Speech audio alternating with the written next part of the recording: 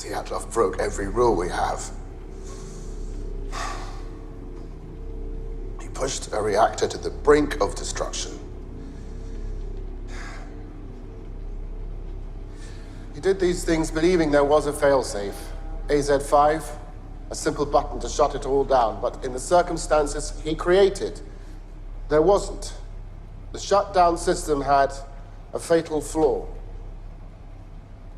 At 1:23:40, Akimov engages AZ-5.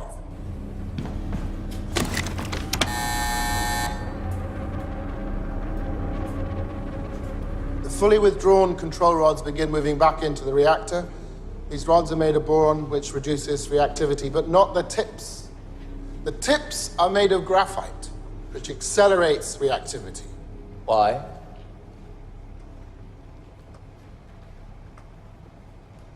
Why? For the same reason our reactors do not have containment buildings around them, like those in the West. For the same reason we don't use properly enriched fuel in our cores. For the same reason we are the only nation that builds water-cooled, graphite-moderated reactors with a positive void coefficient. It's cheaper.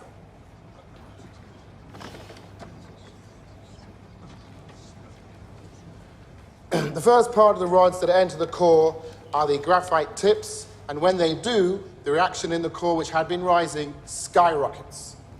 Every last molecule of liquid water instantly converts to steam, which expands and ruptures a series of fuel rod channels. The control rods in those channels can move no further. The graphite tips are fixed in position, endlessly accelerating the reaction. Chernobyl Reactor 4 is now a nuclear bomb. 1:23:42. Perevoschenko looks down on the enormous steel lid of the reactor and sees the impossible. The control rod and fuel channel caps, which each weigh 350 kilograms, are jumping up and down. He runs to warn the control room, but there's nothing he can do to stop what is coming. 1:23:44. The steam blows more fuel channels apart. We do not know how high the power went. We only know the final reading. Reactor 4, designed to operate at 3,200 megawatts, went beyond 33,000.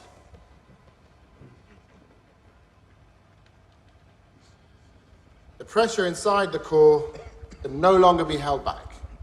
At long last, we have arrived. 1:23:45, explosion. In the instant the lid is thrown off the reactor, oxygen rushes in.